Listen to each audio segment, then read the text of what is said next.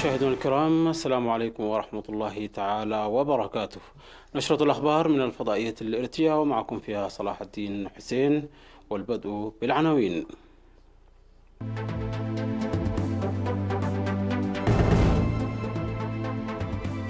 الإرتريون في أمريكا وأستراليا يحتفلون بعيد الاستقلال.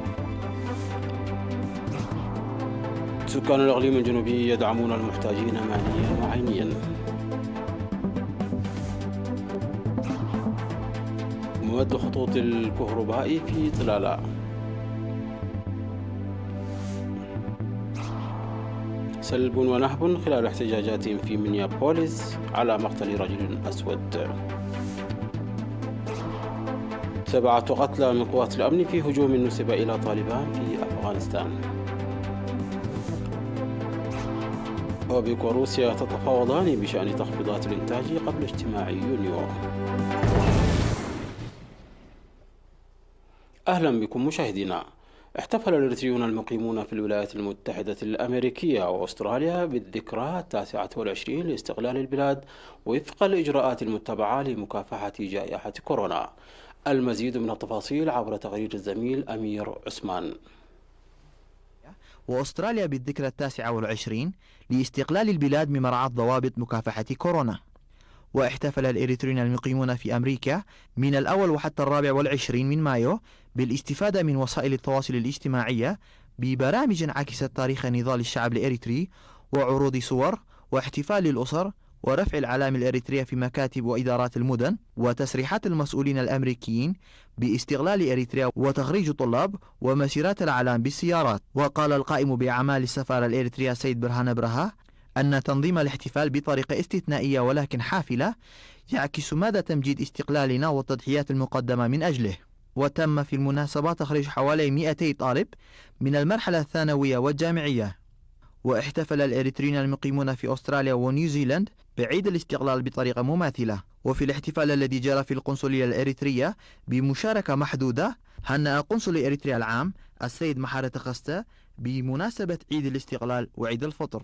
من جهة أخرى، في إطار تنمية صندوق مكافحة كورونا وإلغاء إيجارات البيوت، ألغت السيدة زنار مانا المقيمة في جولد كوست آيارات 4 أشهر ل3 أسر تستأجر منزلها في عتكليزا، والسيد برهان ولد ماريام من ميلبورن إيجار 3 أشهر في أمهور، والسيد حدقو عقبي وزوجته تبلت مسقانا من ميلبورن ل3 أشهر في صعدة كريستيان. ومواطن مقيم في ميلبورن إيجارات 3 أشهر في جزا برهانو، والسيدة سلمت محمود من ميلبورن إيجارة 3 أشهر في تسني، ومواطنة من ميلبورن إيجار شهرين في مايتمناي. قدم سكان الإقليم الجنوبي الدعم المالي والعيني للمحتاجين في مندفرة وعدقيح. فقد تلقى المحتاجين في ضاحي عنبعور وهدامو وحشمل بمديرية عدقيح 84 كنتال ذرة تم شراؤها بمبلغ 100,000 نغفة قدمها السيد طعاميق قبر مسقل وأبنائه. وقدم سكان في تخندع أكثر من 8 كنتال ذرة. وقدمت جمعية معاقيل حرب فرع إقليم الجنوبي الذرة والمواد الغذائية الأخرى ل85 من أعضائها المعاقين. وتم توزيع أكثر من 7,000 نغفة ل12 محتاجا في 4 قرى بضاحية عد حديد. وقرر صاحب طاحونة الغلال السيد تسفل لدة تخليه تقديم الخدمة المجانية ل12 محتاجا حتى زوال مرض الكورونا. من ناحية ثانية، ألقى المواطنون في الداخل والمهجر إيجارات بيوتهم على المستأجرين في مدينة عد قيح ومندفرة.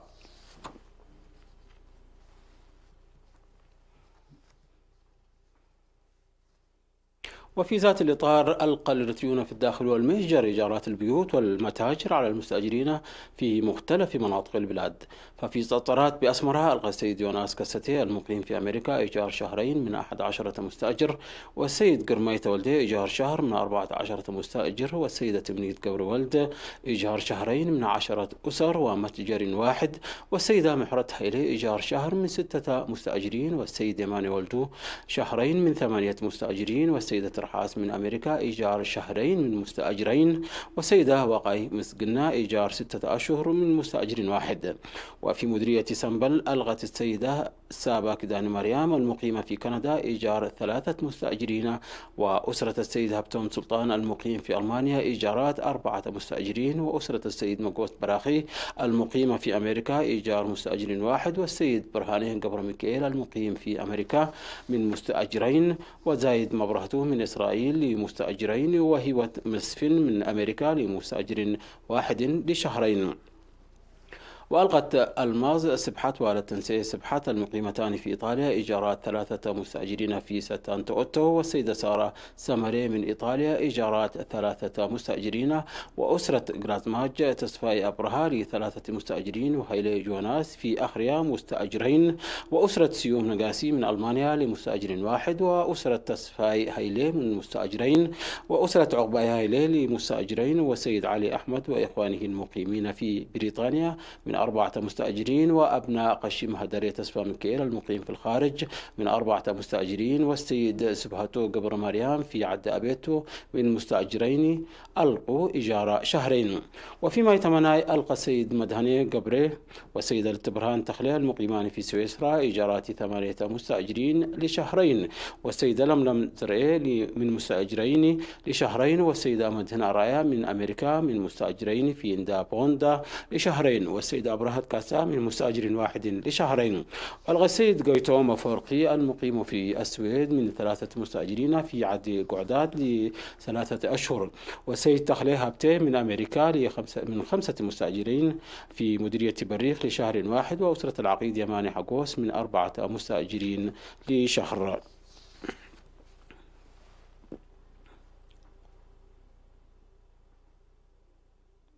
أفادت اللجنة العليا لمكافحة وباء الكورونا بأن الإريتريين العاملين في سفارة إسرائيل تبرعوا ب16,000 نقفة، وشركة باسيليكس إريتريا ب10,000 نقفة، وتجرين للفلفل الأحمر ب6,000 نقفة، وبار دوغلي 10,000 نقفة، ومودكا كافيه 10,000 نقفة.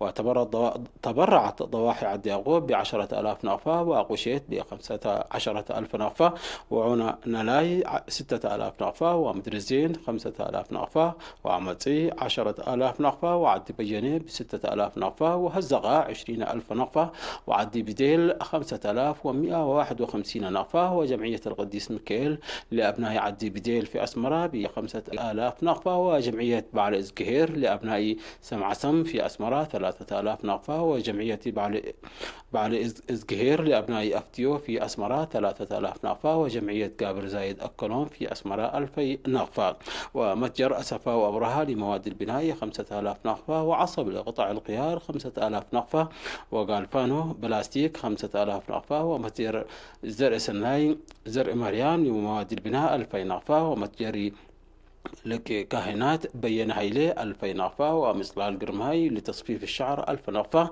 وبار ناشونال 2,000 نقفة، ومزرعة قشي غرزقهير لتربية الأبقار 1,000 نقفة، ومطعم لانغانو 2,000 نقفة، ومتجر بلو بيرد لمواد البناء 1,000 نقفة، وتركتا لقطع القيار 3,000 نقفة، وطانحونة بونيانو جوفاني 5,000 نقفة، ومخبز تشيري للمعجنات 2,000 نقفة، ومطعم مانا 2,000 نقفة، وبار جانا 5,000 نقفة، ونجارة وحدادة ولد يسوس 5,000 نقفة، وبار إزقهاريا 5,000 نقفة، وروبيل أبرها لمواد البناء 1,700 نقفة، وزيبرا لمشتقات الجلود 3,000 نقفة، وفرويني لبيع وإصلاح الدراجات 500 نقفة، كما قدم عدد كبير من المواطنين 50,000 نقفة. تجري أعمال مد خطوط الكهرباء إلى ضاحية صلالة بمديرية لوكو عنسبة. وذكر المشرف على العمل المهندس مرهوي إساق أن مد خدمة الكهرباء الجارية ضمن الجزء الرابع لمشروع مد خطوط الكهرباء يشمل تركيب حوالي 64 عمودا كبيرا و85 أعمدة متوسطة وصغيرة من عدة أخلاي ومد الأسلاك الكهربائية إلى داخل القرية. وتستمر عملية إدخال العدادات التي كانت مقتصرة على المؤسسات الحكومية إلى المنازل. وأفاد بأن البرنامج سيستمر إلى قرى ديدا وقرانا خدو وجبلا وأكيت، ومن المتوقع انتهاءه في غضون 3 أشهر. وقال مدير مديرية لقعان سبا السيد إبراهيم حقوت أن مهام تركيب الأعمدة ومد الأسلاك وإدخال العدادات سارت بشكل جيد، مشيدا بعمال شركة الكهرباء.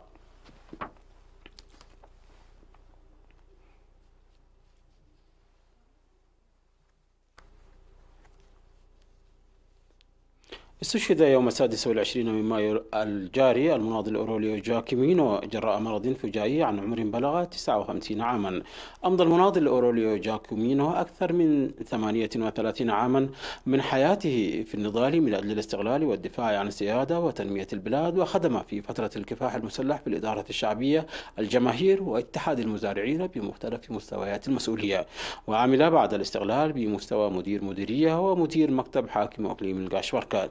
وللمناضل أوروليو جاكيمينو 11 ابنا، وقد وري جثمانه الثراء اليوم 28 من مايو بمقبرة الشهداء في بارنتو. وتعرب إدارة إقليم القاشبركة عن بالغ حزنها لاستشهاد المناضل أوروليو جاكيمينو، وتقدم تعازيها لأسرته ورفاقه المناضلين وزملائه في العمل.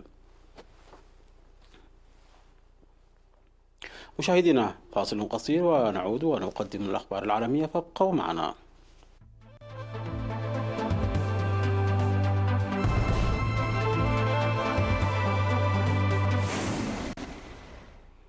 وفي شأن العالمي، دارت اشتباكات بين محتجين وشرطة مكافحة الشغب في مدينة مينيابوليس الأمريكية، التي أطلقت قنابل الغاز المسيل للدموع لليلة الثانية على التوالي في مواجهة موجة غضب لمقتل رجل أسود على يد الشرطة. ودارت المظاهرات الأخيرة التي صاحبتها عمليات سلب ونهب بعد ساعات من مطالبة رئيس البلدية جيكوب فراي الادعاء بتوجيه اتهامات جنائية لضابط الشرطة الأبيض الذي ظهر بالفيديو. وتم فصل الضابط و3 آخرين شاركوا في اعتقال فلويد في حين فتح مكتب التحقيقات الاتحادي تحقيقا في الواقعة. وتوفي فلويد الذي قيل أن الشرطة كانت تشتبه في محاولة استخدام أوراق بنكنوت مزيفة بأحد المطاعم في المستشفى في تلك الليلة. وكتب الرئيس دونالد ترامب على تويتر أنه طلب من مكتب التحقيقات الاتحادي الإسراع بهذا التحقيق، وأنا ممتن جدا لكل ما بذلته سلطات إنفاذ القانون المحلية من جهد.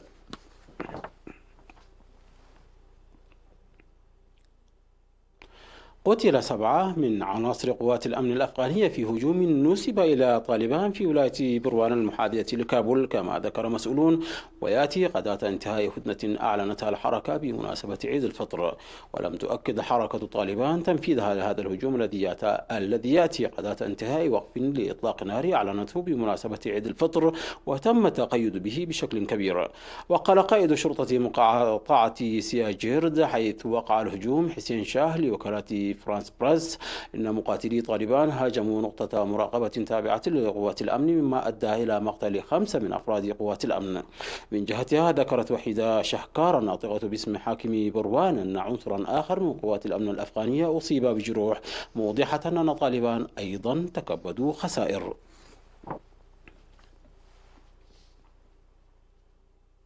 أفادت مصادر بأوبك بلاس وقطاع النفط الروسي بأن السعودية وبعض منتجي النفط الآخرين في أوبك يدرسون تمديد تخفيضات قياسية مرتفعة للإنتاج حتى نهاية 2020، لكنهم لم ينالوا بعد تأييدا روسيا.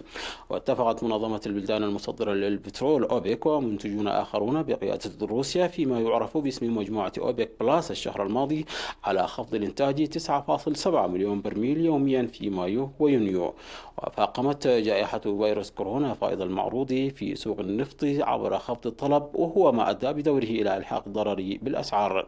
لذا فبدلا من تخفيف تخفيضات الإنتاج اعتبارا من يوليو، قالت عدة مصادر بأوبك بلاس لرويترز أن هناك مباحثات بقيادة السعودية أكبر منتج في أوبك بشأن الإبقاء على تلك التخفيضات.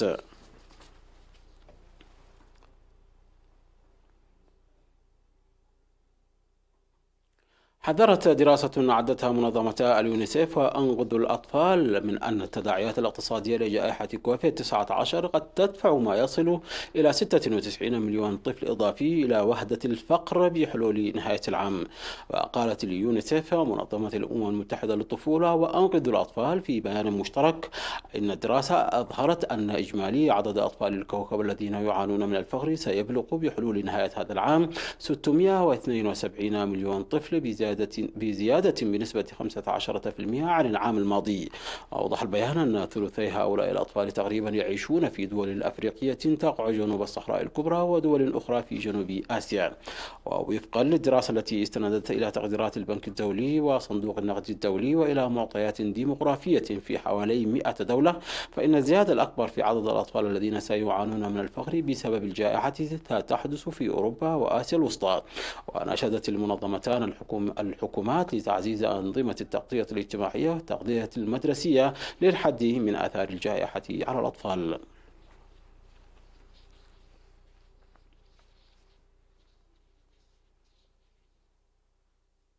مشاهدينا، انتهت النشرة. شكرا على حسن المتابعة. تحية لكم أينما كنتم. إلى اللقاء.